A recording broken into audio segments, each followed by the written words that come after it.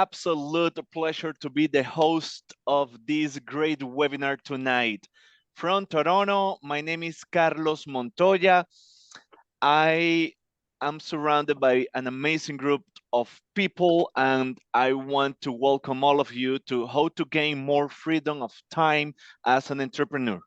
Okay, we are going to learn today, listen to this, how to build a business that helps you flourish and prosper on all your dynamics, the successful actions of a Inc. 5,000 business owner, and how to apply administrative technology,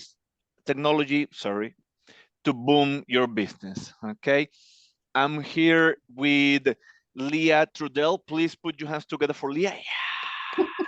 Right, Guys, Leah. thanks for joining us tonight. We appreciate your time. Woo! Jerry Feta. Woo! What's up, Jerry everybody? in the house. Nice. Cynthia Morgan. Everybody, please say hi to Cynthia. Excellent CPA. Okay, is that right, Cynthia? It's right. Nice. Okay, Paul Bennett. Thank you, Paul, for being here tonight. Hey guys, glad to be here. Awesome. Again, I am Carlos Montoya from, you can see by my name that I'm not from here. I'm from Caracas, Venezuela, living in Toronto, Canada. Okay, I'm part of the Effective Management Association for Financial Services Professional from Toronto to the world. Okay, I want to open the floor to Cynthia, who has to Leah, who has a quick presentation for all of us. Okay. And if you can just, let's see how to share the screen here. Let's see. I think you should be a co-host. Okay, there we go. And Okay. guys, real quick, I want to just kind of lay the groundwork here. Is Cynthia, or sorry, not Cynthia. Carlos said Cynthia. Now I'm saying Cynthia. Leah is a bookkeeper, so she's the owner of Max Profit Bookkeeping. And so part of the purpose of our group, and we're going to go over this in a minute here, but part of the purpose in our group is to apply what's called administrative technology, right? Technology, it's processes that are proven that expand businesses. And so that's a very standard thing that we all use in our companies. Each of us in our group here at the Effective Management Association have a skill set. We have a thing we're special at. It's our superpower we're very good at. With Cynthia with Leah. Damn it, Carlos. With Leah and Cynthia too, because Cynthia is a CPA. So I'm gonna have my rightness there, as both of them are good at this. But Leah is a bookkeeper. So Leah is great with finances. And so she thought it would be really valuable to come on tonight and do a quick 5-10 minute segment on bookkeeping, on finances, on some things that you can start to apply to your companies right away. So if that's valuable to you guys, be sure and let us know. Now, my ground rules for an online event, and this makes it really fun for us as hosts. Who's ever been to an in-person event? Let me see show of hands here with the comments. Right, in-person event. You see everyone, the room is loud, it's energetic, right? You're like excited to be there. Now, I want you to envision going to an in-person event where nobody smiles, nobody says anything, no noises are made, there's no applauses, there's no nothing. It's like a bunch of monks sitting there in the room while a speaker's on the stage trying to get them to talk to them, right? That's how online events are if we don't intentionally create the in-person effect, right? So our job as hosts, me and Leah and Carlos, our job is to give great material, great education tonight. One of your jobs as participants is to make sure that we don't feel like we're talking to a bunch of monks who aren't actually there watching us, right? So if something is helpful, let us know. If you have a question, communicate with us in the chat. We really want to know what you think, what you're wondering, how we can be valuable to you. And with that, I'm going to turn it over to Leah for a few minutes. All right. Thanks a lot, Jerry. Yeah. And one of the things I wanted to say is one of the things that I've gotten out of this group is that, as Jerry said, we have all of our specialties, right? Our focus of expertise. And even being in this group for a short period of time, I have gained a lot of valuable knowledge that I would have had to literally pay somebody else to gain the information. So that's one of the benefits I've gotten out of this. So I hope I bring this to you. And yes, this is interactive. So please interact. All right, so I'm gonna put this up here. And hopefully you can see, can you see this? Not yet. Not yet. Okay. Give it a minute, maybe. Oh, share. I should click on the word share. That would work. There you go. Now? Bingo. Okay, awesome. Okay, so as Jerry mentioned, yes, my name is Leah Trudell, owner of Max Profit Bookkeeping. I just want to make a note that this is my husband. These are my kitty cats. But I wanted to make a note that this is interactive. So please put your information down in the chat. I definitely want to hear feedback from you guys in terms of the answers to questions that I have for you guys, for your business. So we're going to go over economics. Why bookkeeping? What does a bookkeeper do? How can a bookkeeper act as a business advisor? And pen and paper. So if you got pen and paper or you've got Word or whatever, if you can have some blank on your screen there. So economics. Okay, Carlos, good. See you there. I got your paper. Awesome. So economics, it's pretty interesting when you think about it. Back in the day before currency existed, what did we use instead? So what did we use instead? I want to hear some, I want to see some answers to that. Before money existed, before currency existed. Barter. Yeah, exactly. So what did we barter with?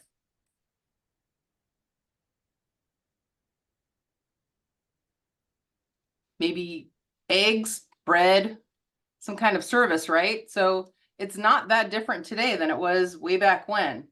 So, okay, now we've got cash. We've got cash that we can use, okay? So now, of all the businesses I could have started, why bookkeeping? Well, imagine for a moment a world without any small businesses, no mom and pop shops. Oh my God, that'd be so boring, wouldn't it? No mom and pop shops, just all franchises. Imagine that. Boring. So we have a nice little video here of, you know, people going to a small business. So that's what we've got, small businesses, right? People enjoy really contributing to a small business and helping them out. They know that this then contributes to their family. And then, of course, we have all the business owners, all the different business owners that have different things going on in their lives and various aspects of how they contribute to their community and their neighborhood. So, okay, what does a bookkeeper do? They help you gain clarity around your company's finances. Your books will be taken care of with minimal effort on your part. You'll get the tools you need to run a more profitable business. You'll benefit from clean end of year financials during tax season. You'll be more protected in case of an IRS audit, right? And you'll be more oh, sorry, that's the other thing.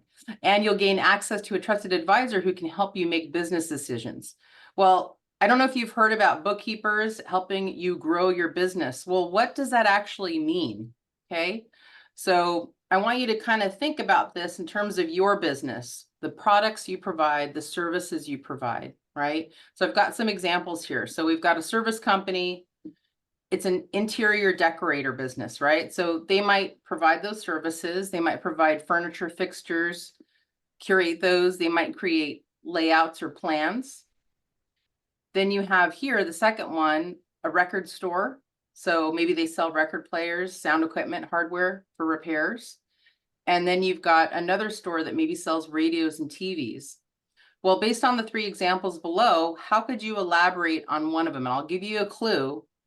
It's this one, the middle one, the record store. So out of these three, the record players, sound equipment, and hardware for repairs, which of those products could you elaborate on?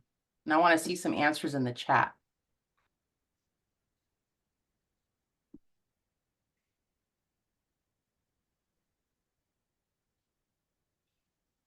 Maybe sound equipment. Sound equipment, maybe. It's Okay. hard to know what you But- mean by elaborate. Oh, just in terms of like sound equipment. So what kind of sound equipment could you have?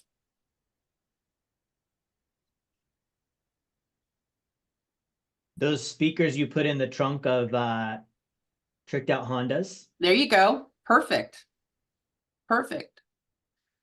So, okay, so let's just kind of give an example. So, okay, so this is pen and paper time. So what I want you to do is think about your business. Think about your business and what products and services they provide.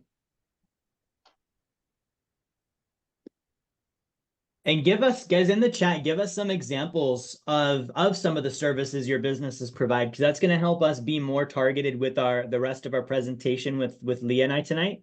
So let us know what industry you're in, what services you're providing. Please drop that in the chat.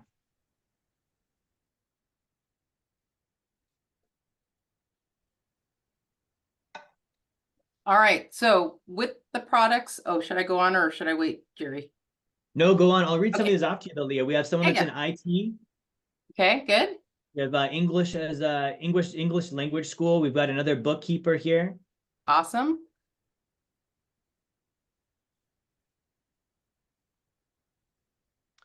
We have Someone a lot that's of deciding interaction. which business to get into. Okay, good. So with those different products and services that your business has and provides, are you keeping track of all these sources of income in your accounting software? Separate? Are you actually tracking them separately? And if you did track them separately, how could this actually help your business? What could you do with that information? Now, maybe you're still growing and you're using a spreadsheet, you're using Excel or something, and that's cool too, but you can still track the different sources of income in your business. So if you're tracking those things, like what are some of the ways you could use that information if you were actually tracking separate services and products that you provide your clients and customers? Maybe you can enter those answers in the chat, your guesses. Yeah, put that in the chat. I'm curious to see what you guys come up with on this. If you're tracking those numbers, like Leah said, what are some of the things you can use that for to enhance your business if you've got that data? Mark says, showing which efforts produce the most income. Yes. I like that one. Caitlin says growth. Yep. Do you think you could come up with some pretty good marketing strategies that way?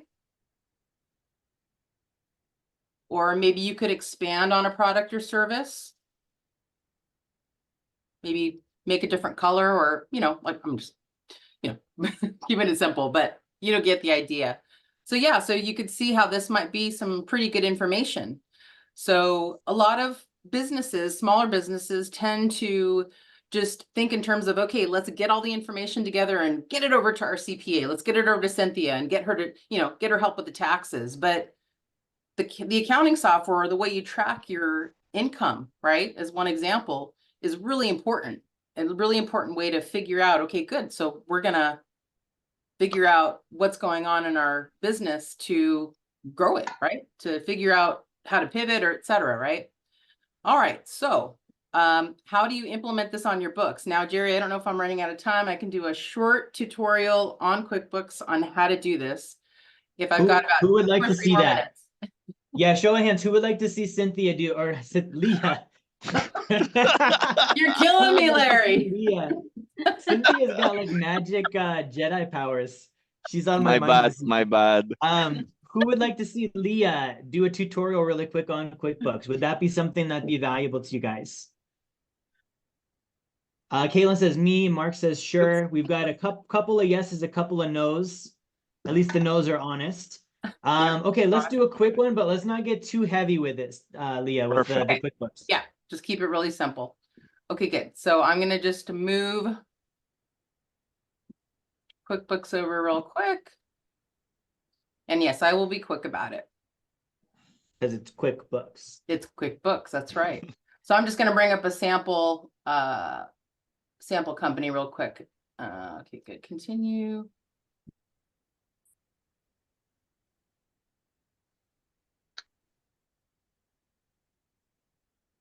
Okay, can everybody see QuickBooks screen here?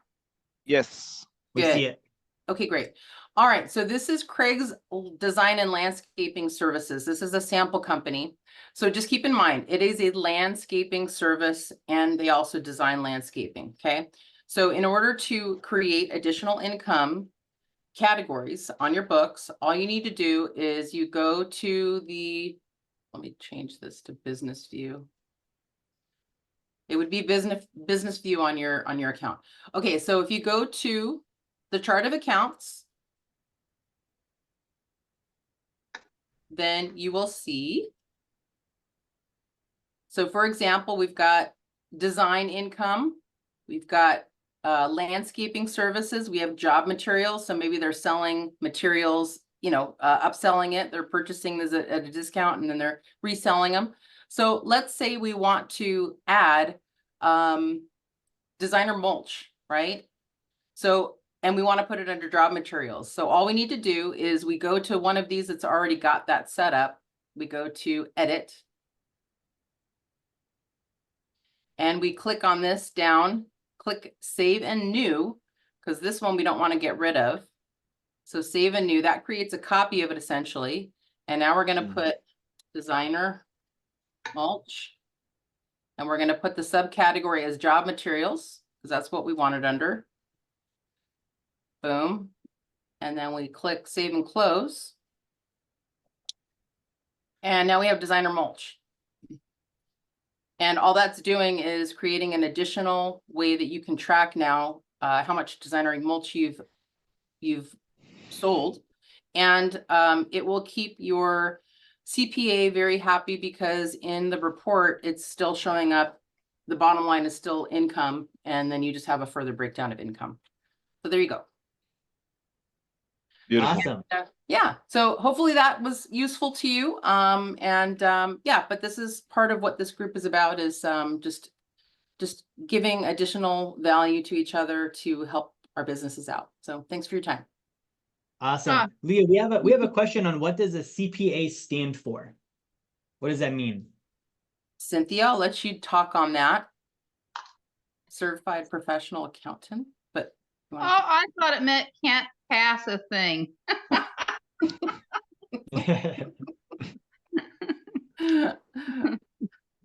So yeah, certified professional accountant, and that's Cynthia. That's what Cynthia does. I do the stuff that builds up to that, getting all the stuff together and then over to a tax preparer.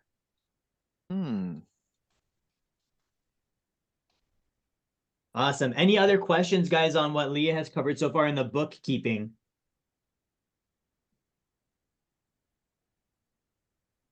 There's a hand up.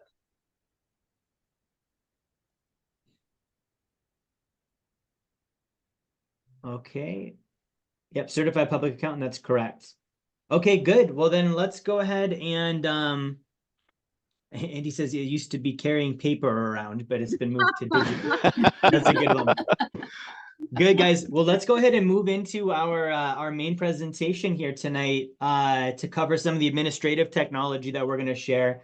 And I'll be covering that in just a second. Let me share my screen with everybody here. So for those of you who don't know about the Effective Management Association, I want to start with that first, right? And let me go ahead and just start my slideshow, share my screen, and I'm going to share with you guys really the purpose of this group, the purpose of what we're doing here this evening, and what we'd like to help you guys accomplish in your own businesses. So let me know if you guys can see this now. Yes. Yep. Great. Okay. So guys, this is the Effective Management Association. Now, this is a group. The purpose of it is a growing, prosperous membership that is creating a safe and viable community through wide acceptance and use of the Hubbard management system.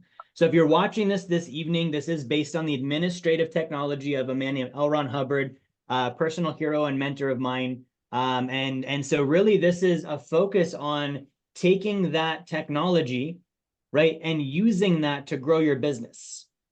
Okay, now I want to just quickly go over this word technology, because in today's day and age, we hear technology and we think of like iPhones and we think of, AI and we think of crypto and those types of technology, right? There's another definition of technology, and the kind that we're talking about here is a method of following something. There's a technology to doing something. It's a standard way of creating a predictable result. Right? And it's something that you would learn how to do, and you'd be able to follow it, and you'd be able to apply it, and you'd be able to get the result that it's talking about.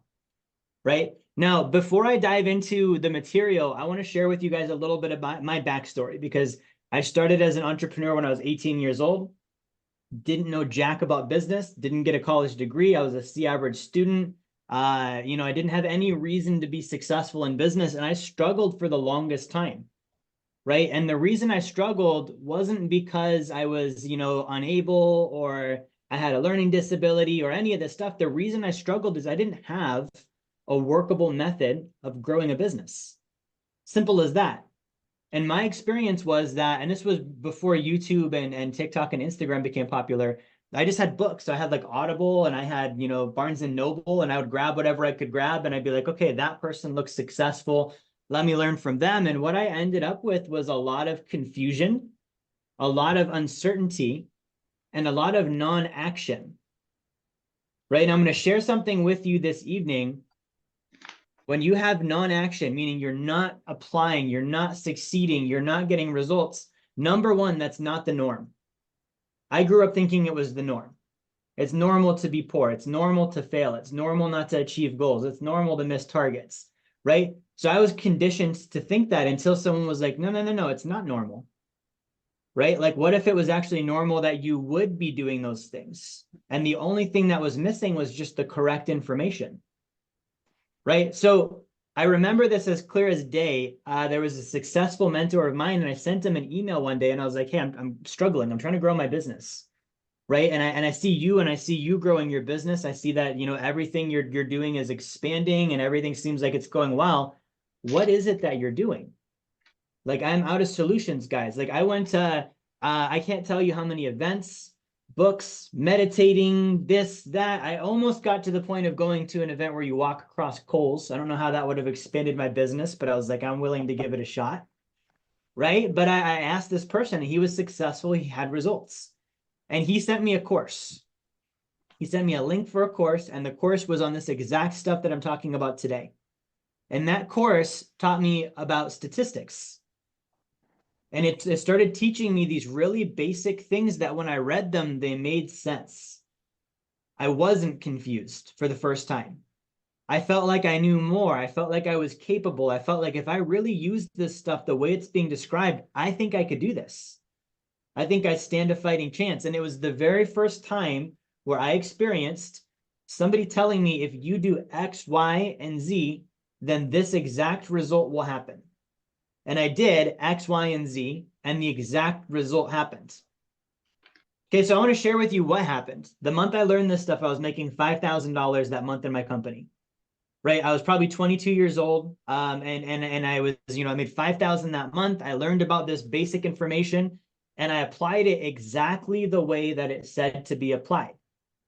Right? I'm a good listener, and I'm a good direction follower, right? Ironically, I'm a good entrepreneur too. Those things don't always seem to go together, but I did it. The next month, I made $60,000 from one concept, applying it, what I call for blood, like not playing around, not being like, oh, I'll kind of sort of do it. I was like, no. If this is real, I want to know that I did it all out the way it needed to be done. I don't want any question in my mind about whether I messed this thing up, because I was tired of messing things up in my business. And I started learning this stuff, and it took me on this journey of going from, just starting out and barely making any money, and realizing that this false reality of mine initially. And tell me in the comments if you guys have experienced this. Who else, when you became an entrepreneur, made less as an entrepreneur than you made at your job and worked more hours? Did anyone else have that experience? Right? Please say it wasn't just me. I had that experience, and I was like, kind of like, this is BS. I was going for freedom. I wasn't going for a lower standard of living and more problems and less time and more work and more stress. And I didn't even have an employee yet. Like, this is just me managing me at that point. Right? And I learned this stuff, and I started to see that I can build freedom with my business. And the whole goal of tonight, guys, is to help you gain freedom from your business. I want your business to be a source of power, not a source of problems. I want you to be able to leave this webinar saying, I learned a tool this evening, and I have a group that I can now be with and get help from that is going to help me grow my business. And I know that because I'm doing these things, I can spend more time with my family. I can spend more time working on myself and on personal development. I can spend more time traveling. I can spend more time thinking and planning and going after the dreams that I initially had when I started the business instead of the mundane past and the present stuff that comes up, right? Because I think that's deep down inside what all of us wanted when we became business owners, right? And I liken it to, like, you know, kind of this disenfranchisement we might have had as kids where we're like, I can't wait to be an adult, right? I'm going to be a cowboy. I'm going to be a fireman, or I'm going to be a whatever, right? And then we start to see our parents coming home. What? They're tired. They're worn out. They never have any fun. They're fighting. They're struggling. And at some point, I remember for me, I was like, it doesn't look fun being an adult. I don't know if I would want that. That doesn't look at all like what I thought it was, right? And just like with the adult thing, that happens with the business. We have this idea, and then we start to get just, you know, battered down by the stuff that comes up. I call it bull bait, right? Like you got the bull and he's running around chasing the little scarf, right? Those are things that they distract us. They pull us in different directions, and we end up stressed out, tired, confused, not winning, wondering if we should keep doing this thing, wondering how it's ever going to expand, or even worse yet, accepting less than we asked for when we started. Right? And I don't want that for anyone in this webinar. So tonight, I want you to plant your flag and decide if you're experiencing that, it ends tonight. This is the beginning of a new phase for you, and that phase is called phase 2.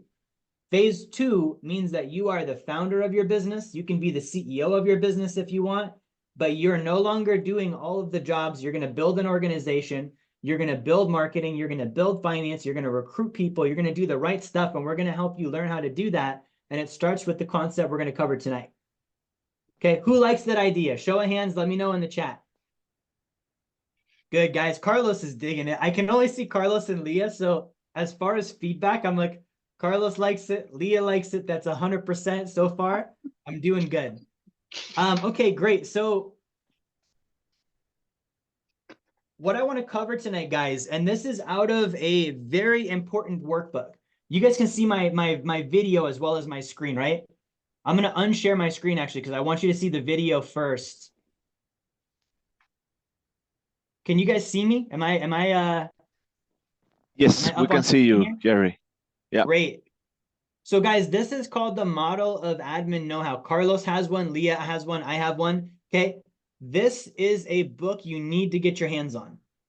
So if you do not have this book at the end of the webinar tonight, Paul on our team here with EMA, he's going to be reaching out to you in the chat, right? So if you get a message from Paul, don't be a creep. He's not being a creep. Don't act like you didn't get his message, right? Don't be that person that sees it and doesn't respond, right? If Paul sends you a message, respond back. But guys, ask us if you would like to get a copy of this book. That's the first thing I want to make sure you do, right? Now, if you have a copy of the book, congratulations, you have a very smart bookshelf, right? We want you to use what's in the book. We want you to learn it, internalize it, and use it. So this is something that's going to help you, like on an incredible level, apply some of what we're going to cover tonight, right? And so if you don't have this, reach out to us. We'll get you a copy. If you do have one and you need a group that's going to help you apply this, we do meetings on a weekly basis. We've got organizations across the United States. We can plug you in with our group, with another group that they're literally going to help you put this in your company, right? Jonathan says he needs the book. Jonathan, send your information over to Paul. We'll get that. We'll get you connected up with that. Now back to what I was going to cover here is a concept called the valuable final product. Okay, so when I started in business, I was poor. Right, I was lower class. I grew up in Alaska.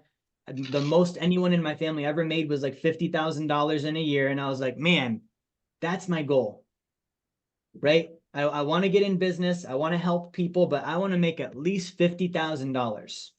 Right, and I didn't know anything about business. I got into the financial industry, so I started, learning about products, and I started learning about, the different, financial tools that are out there. And all of you have had this. If you're in a mechanic business, you learn about the car parts. If you're a bookkeeper, you learn about QuickBooks. It's like, I got to learn the tools of the trade, right? And I thought, okay, I opened a business, set up an LLC, I opened a bank account. I now know stuff about financial stuff. Time to make some money, right? Wrong. I made no money. I did not have people running my door down, which would have been weird if they were, because I was working out of my studio apartment, right? But I wasn't winning with business yet. and I didn't know this concept called a valuable final product. Okay, so this is a definition of a valuable final product. This is out of the Model of Admin Know-How workbook. Okay, it says by definition, a valuable final product is something that can be exchanged with other activities in return for support. Right? I want to just look at that sentence really quick. Every business out there should produce a valuable final product. You should have it picked out. You should have it clearly stated. It should be in writing. It should be something that you know by heart. If you've got employees, they know it by heart. And it should be something that really, truly does line up with what you're actually delivering. Right? So if I have a barber shop, my valuable final product needs to be something that has to do with the quality of haircuts I'm delivering. Right? And what the effect that that's making, it shouldn't be something like people who had good conversations when they came in. Right? That might be something that happens. We all love some barbershop chatter, but at the end of the day, I came in for a haircut. You know, I want a clean haircut. I want to look good. I want to look professional. I want my wife to think I look attractive. Like those are products for me. I would exchange money to you because you're going to give me that. Right? So a valuable final product is something that can be exchanged. Now, the key here with other activities. Okay, Leah, I have an MU. Can you tell me, or sorry, I have a misunderstood word on this word other. Can you give me a rundown on what other means? Other. Uh-oh, I'm on the spot here. Okay, so let's see. Something that can be exchanged with other activities. So activities that are things that somebody else is doing. Exactly. Too many times as entrepreneurs, we become intrapreneurs. We exchange with ourselves. I like this, therefore I do more of it. I don't like that activity, therefore I avoid it. I think this about my product, therefore I'm going to offer it. You can't make money off yourself. You can't exchange with yourself. That's how Enron went broke. You cook your books, you make it look like a bunch of business happened that didn't happen. Nothing actually exchanged. There were no customers. That's not how business works. So the key here is exchanged with other activities. What does that mean? It means that we need to be highly interested in other people, other groups, right? What do they want and need? What are they interested in? How do I understand them better? Now, this is very hard to accomplish if we're so internalized in our businesses with confusion that we don't have the chance to look up and look out. I would argue that if you don't have the elements of this book in, you're going to have trouble looking at others. You're going to have trouble really having the time and the space to study and understand, okay, who is my client? Who isn't my client? What do they want? What do they not want? What do they need? What do they not need? Right? What are they interested in? Where are they? How do I reach them? Like these are all things that I would have to study and observe the people around me first. Right? And this gets missed sometimes when we talk about this valuable final product, right? Now, one thing I want to clear up, a valuable final product is not a mission statement. Some of you may be watching this and you're like, oh, it's like a mission statement. No, it's not. Okay, a mission statement is completely different. This is a valuable final product, right? So the support, you're exchanging externally for support, right? The support usually adds up to food, clothing, shelter, money, tolerance, and cooperation or goodwill. So that's the definition of a valuable final product, right? Now I want to further get into this. Let's look at this word valuable, right? What is it that makes something valuable? And the definition of valuable is having considerable monetary worth, right? So that's one of the definitions, costing or bringing in a high price, right? So having considerable monetary worth, costing or bringing a high price. Now, probably none of us got into business just because of money, right? That would be one of the lowest forms of motivation out there. Like if it's literally just like money for money, that doesn't work, right? You look at the greatest companies out there. Let's take Amazon, for example. Jeff Bezos, his goal is to be the most customer-centric company in the world. Now, what is the result of that? The guy's a billionaire. Those two things happen to go hand in hand. So if you do a really good job on this valuable aspect, right? Now, what is the origin of this word valuable? To be of worth. To be of worth. Now, when I started working on my valuable final product for my company, and I'll go ahead and I'll put it on the whiteboard for you guys so you guys have it as an example. Right, here's my valuable final product for my company. Good people building more wealth and making the world a better place. Okay, so the exchange that we make is we take good people, we help them build more wealth, and then in turn, they make the world a better place. Right, and that would be valuable, right, to someone that's saying, man, I'm a good person. I see what's happening in the world around me. I wish I could help. You know, I'm sick of waiting for other people to do it. I want to take action. Good, that guy needs resources. That guy needs some wealth. He needs some power. He needs to be able to make an effect in the world around him, and it takes money to do that. So we're going to help that guy build wealth. We're going to teach him, right? And that's valuable to him because his quality of life improves. His family's quality of life improves. He's all of a sudden helping his church. He's donating in his community. He feels like he can make a difference now, and he really is making a difference. And that's valuable, right? Now, I know that's valuable not because I think it's valuable, but because that's what I surveyed. So part of understanding value, I want you to write this down. You need to figure out, number one, who are you trying to serve? Who is that? And I want you to be really specific with it. And when I first started in business, my answer was like, oh, anyone with a pulse and a wallet. You know, if they're breathing and they've got a wallet and they have finances, I can help them. Right. And so I started doing that, and I started realizing, okay, there's certain people I'm not being successful with. It's commonly, I'm not helping this type of person, or I don't enjoy working with that type of person, or I really like this person, but they seem to not like me so much and it doesn't go so well. And then I was like, but this person here, they do really, really well with me. Right, I do really, really well with them. And I started to get specific on who it was. And who it was actually the people who were similar to me. Right, that's what I found, was I was able to help people that were pretty similar to me. There's a lot of reality there. They're like, okay, yeah, I grew up poor. I want to build wealth too. You know, I care about values and family, and I don't want to just buy a big house and go retire on the golf course. I want to help out. And I was like, those are my people. That's who I want to help, right? Now I need to start asking them really good questions. And I need to start understanding, what is it that you like in this wealth thing, right? If I'm a personal trainer, like why is it that you go to the gym? What are you trying to accomplish?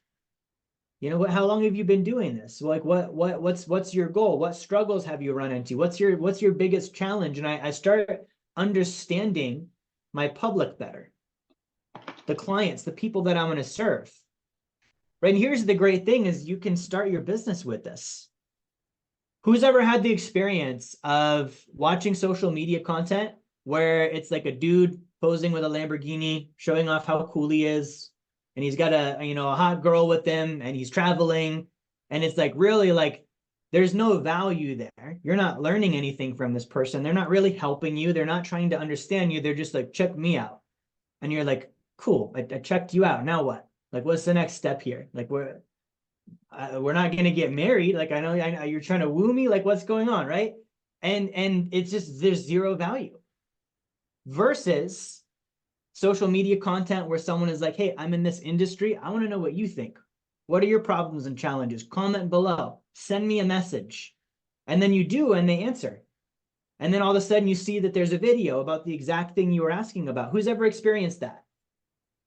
Okay, probably some hands, but a lot less hands. There's a lot more people that are just like, yeah, on me, check it out, right? And so this is part of marketing. You can add surveying for your valuable final product to find out what's valuable into your marketing. Okay, here's another example. Who's ever had a conversation with a salesperson where you didn't feel listened to, you didn't feel acknowledged, you didn't feel understood, and you felt like the person was just, trying to like hard sell you something, and you're like, I don't even know if I need that or if I want that, right? And it's kind of a turnoff, right? Nobody likes that sales cycle. Nobody likes that interaction. Versus a sales conversation where the person's like, hey, tell me about your family. What are your goals? Like, what are you trying to accomplish? What are your challenges? And again, they're asking really good questions. And because of that, you feel listened to, and you're more inclined to do business with them. right? Those are called surveys. When you build surveys into your business, not only does it create a good effect with the people you're trying to help, but it gives you data. You now can study that as a business owner, as an entrepreneur, and say, wow, every time I talk to a single mom with 2 kids in their mid-30s, I keep hearing that they're having this challenge, and it keeps coming up. It must be really valuable to them if I could solve that. Right now, what do I have now? I can now market, hey, I solved this problem. Or I could provide examples. I've helped people solve this problem. Here's what I did. Here's their success story. All of a sudden, I'm pulling in the right people. Why? Because I really understood my valuable final product. We've only covered the word valuable so far. Who feels like they've gotten value so far, and we've only covered one word in a 3-word phrase, valuable final product? Right? This is not me. This is the technology that we're using. Right? So you want to understand this value thing, and the more you can refine that. And here's the deal. To be like really on point and in tune with the valuable part of the valuable final product, you want to be the most unselfish person on the planet. Right? There's this stigma of like, oh, successful business people and entrepreneurs and the Elon Musks and the Jeff Bezoses and these guys are the world. They're these greedy, selfish, insert, criticisms here. And I look at that and I say, no, for them to serve that many people, it's extremely selfless. Like literally, you can never think about what you want. It's always about how can we do a better job for the customer? How can we create a better iteration of this thing? How do we make it, easier to use, easier to access, faster to deliver, right? And that's where innovation comes in. And yeah, the result of that is you're going to make money, and you're going to build up. If we go back to the prior slide here, you're going to build up support, right? Let me bring this back up. Right? It says that the support usually does add up to food, clothing, shelter, money, tolerance, cooperation, goodwill. Don't be surprised when you have that happen. That's actually an indication that you have a valuable final product on point. Okay. Now, before we jump into the next word on just valuable final product here, which I'll give you a hint, it starts with an F. But before we get into that word, who here is currently in their business or at any point in their business has felt like you're not getting the support in yet? The money is not showing up yet. The clients aren't showing up yet, right? It's kind of a struggle. The momentum isn't there. And it's like, man, I grind on this thing and I'm really trying my hardest and something just isn't clicking. And I'm not getting the return back in. Who's experiencing that now or has before? I know I have at various times, right? Right? It happens to the best of us. When that happens, that means your valuable final product is out. There's something off with your valuable final product, right? And that could mean you've got it, but people just don't know about it because you're not promoting your valuable final product. Or it could mean back to the drawing board. Let's pick it apart, right? I've been in business. I started at 18. I turned 32 this year, right? 6 months ago, I redid my VFP again. Why? Because my business expanded and I was like, this needs a little tweak, right? It's a little bit different than it was 4 years ago. So this is a living, breathing thing, and it's something you want to stay on top of. We have a tendency as humans to try and put things on automatic. Oh, I did it. I checked the box. I don't need to think about that anymore. It's done. It's automated. You don't want to do that with this. You want to keep it and just continue looking at it and honing it and surveying it. And one of the cool things I want to tie in with what Leah said, there's such a thing called invoice surveys. One of the ways you can help determine your valuable final product is to look at your QuickBooks and look at your bookkeeping and figure out what are those profit centers? What are your most successful high revenue items that are selling the most? Those are probably very closely linked to the valuable final product that your public wants, that your clients want, because they're paying you the most for those things, right? I've made that mistake where I didn't do the invoice surveying. It's a form of survey again. What are people buying? Where's the revenue coming from? What are the things that work the most financially? And I was like, man, I was thinking about me. I really want to offer blah. I think it would be so cool and it would be so fun for me to offer blah. So I'm going to put this new product in and I'm going to offer blah. And what do I have in common with all those sentences? It's all about me. I, me, my, right? And then my stats crash. Why? Because I didn't survey. What do they want? What do you guys want? What is the interest of my clients in public? Right? So let's get into this word final. This one final constituting the end or purpose. Right? The origin of this is end.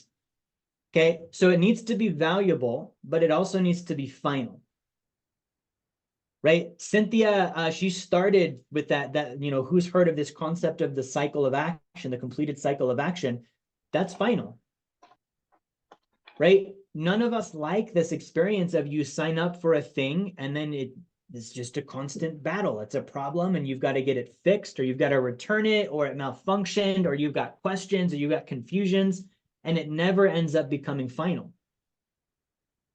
Right? So I want you to think about, like, okay, I've got my valuable, I've got that in.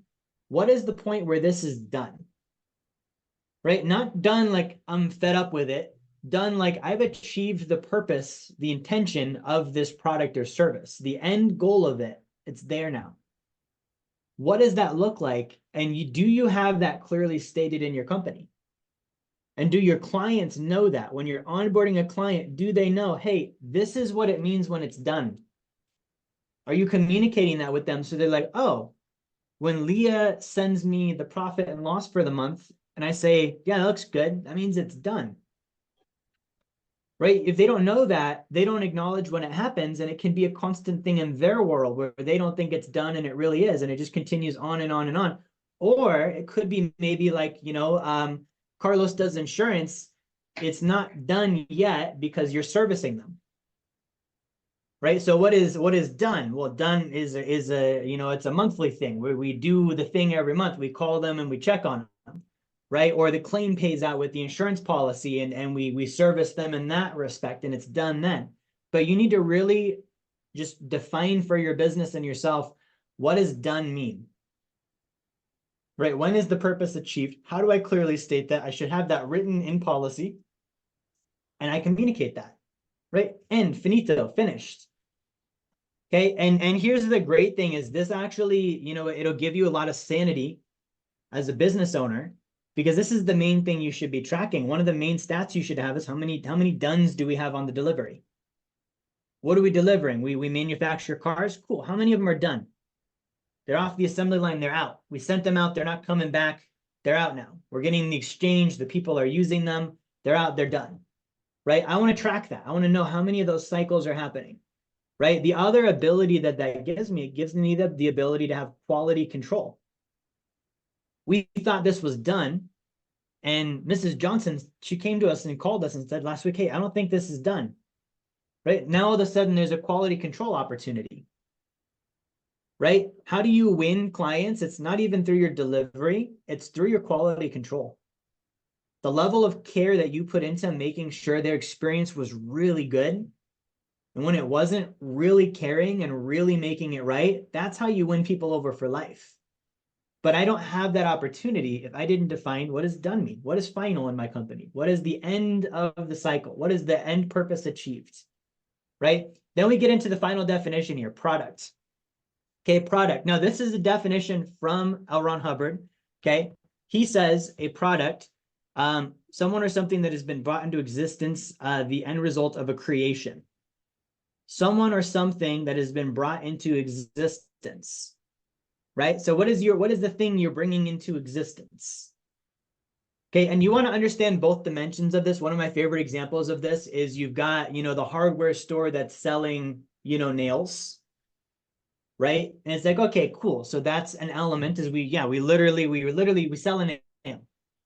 Right? There's an element to that. But the other thing we're selling is pictures on the wall. Like, what are they using the nail for?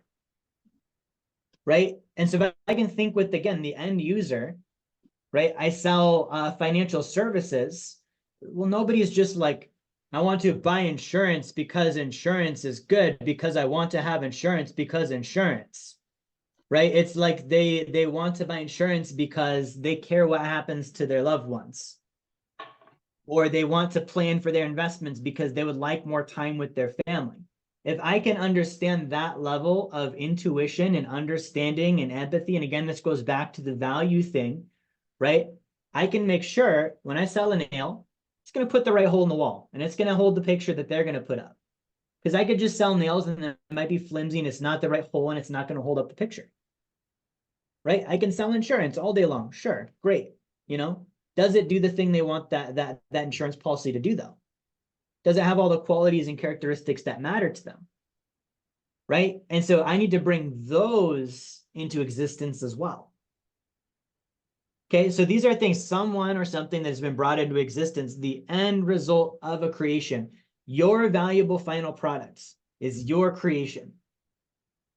Okay, now I believe every being turns a corner at some point in their existence where they stop creating for themselves, they start creating for others. Right? The broke artist stops being broke when he quits making paintings for himself and he makes it for his public instead. Right? So I want you thinking about, okay, the end result of my creation, what's the full effect? Right? You should really write that down, like come up with your valuable final product statement. Right? Mine, my company, you know, good people building more wealth, we make the world a better place.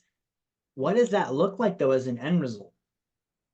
When I start really doing that in high quantity and volume, paint me that picture. What does that look like? Right? You know, for Leah, if she's helping people with bookkeeping and she really does this at a critical mass in her community with her groups and the people that she really wants to help, what does that turn into? Like that turns into a pretty cool effect. Right? And I want you to really envision that for your business because this valuable final product thing, it's kind of more at the bottom of, okay, we're producing, we're getting it done, but it needs to be linked to the things at the top. Why did you get into the business in the first place? Okay, what's your vision? What was your initial intention to help others? And does your valuable final product line up with that? Right? Because I'll tell you what, the times where I've been the most discouraged in my business, frustrated, feeling like things weren't going well, it's when I forgot the connection between my high level goals and purposes and the valuable final product that we produce on a day-to-day basis and the work that goes into it. Okay, and sometimes we need to remind ourselves of that.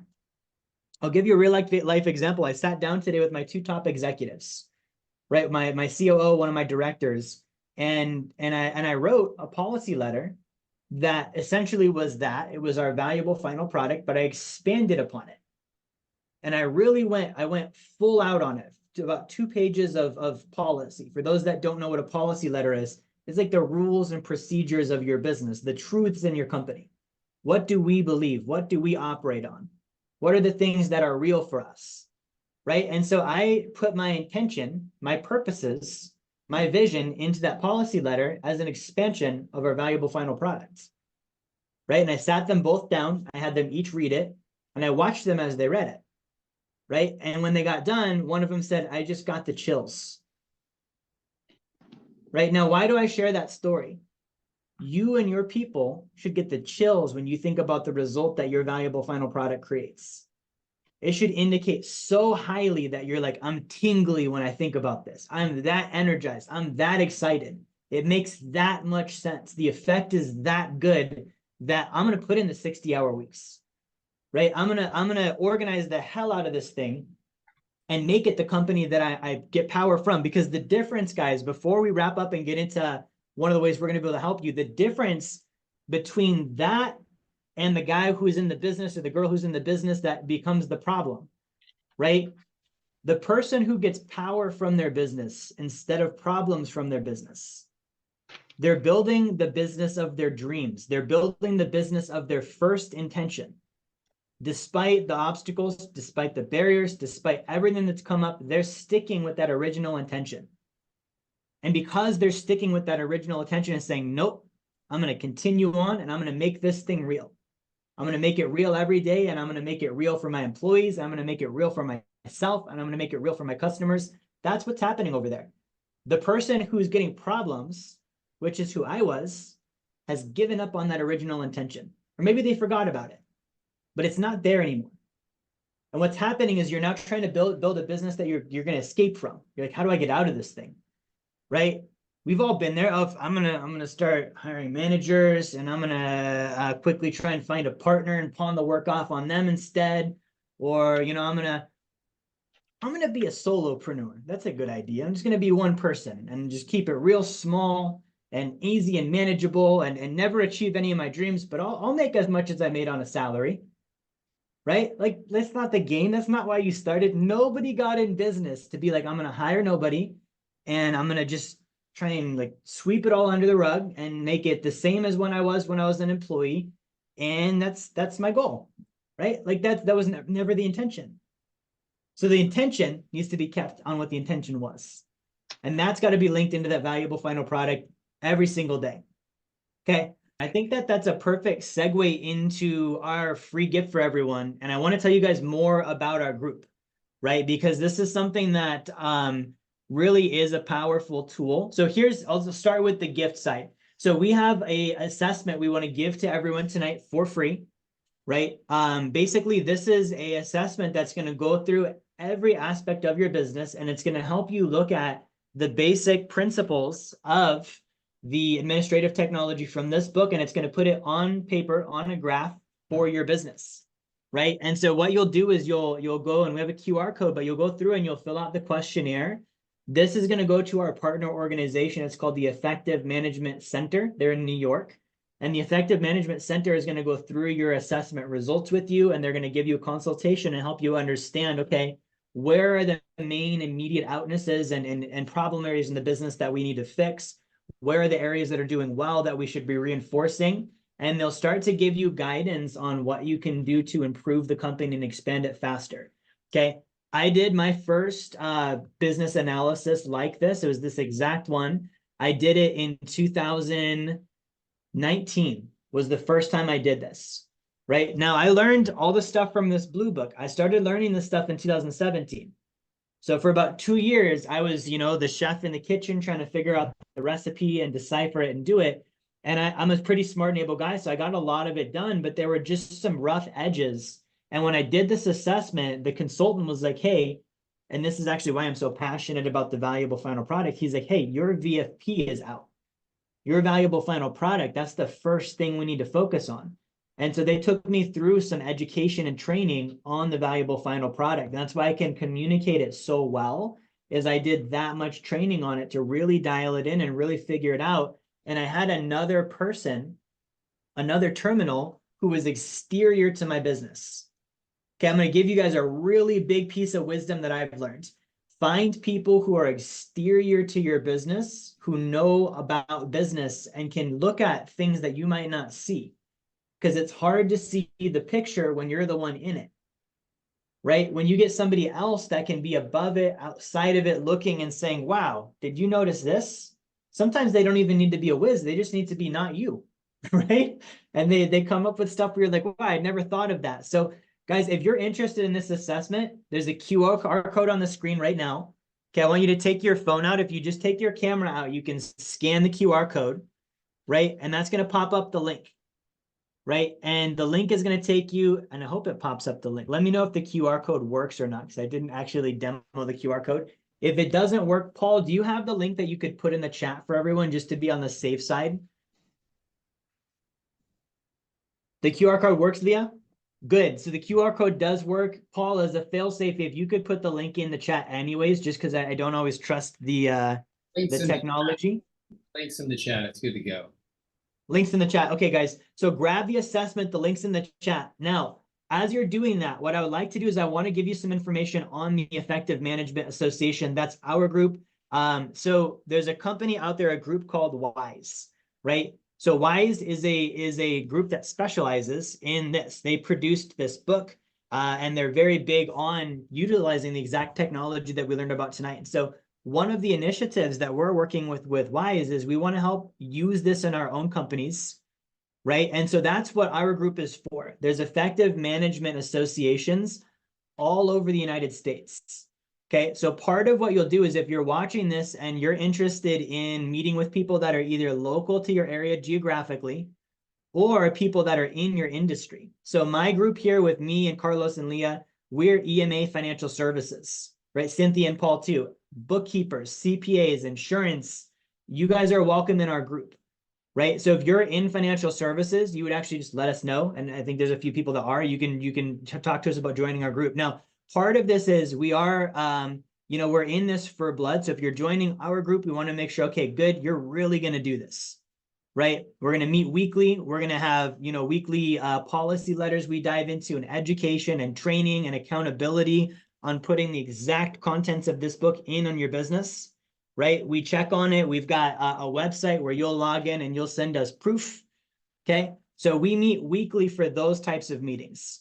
Okay. That's the accountability. That's the group. That's us helping each other put the administrative technology in with our companies. Now, monthly, we do a live public webinar, right? And the public webinar is this. The public webinar is for anybody in the world, whether they know about this stuff, whether they don't, whether they're in business, whether they're not. The point of this is we want to share this with as many people as we can, right? So Jonathan's in finances. That's awesome. Reach out to us, Jonathan. So anyone that's in finances, I would like you to email Paul, not email Paul, message Paul, send Paul your email address in the message, and we'll get connected with you so you can learn more about our group. Now, if you did the business analysis link, that's going to take you to the assessment. The assessment is going to go to Effective Management Center. They'll go over your results with you. If you're not in financial services, they're going to find the group that you fit, right? Now, they might be, let's say you're in Chicago, there's an EMA for Chicago. So you might actually have one literally in your city, or it could be you're in automotive and that's your industry and there's an EMA group for automotive and you're able to get into that as well, right? So that's going to be something you'll sort out with the Effective Management Center. Okay, the MF, and I want to share their website really quick, just so you guys have some visual on what the Effective Management Center is all about, because it's very cool, right? So the Effective Management Center, and this is run by my friend Roberto Bank. So their focus is to support business executives, entrepreneurs, managers, and employees at every level with high-level training and proven methods. Every professional is welcome to our training programs.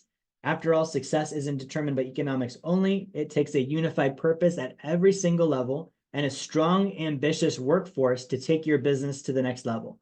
We welcome your employees and offer training specifically for them as well as for you.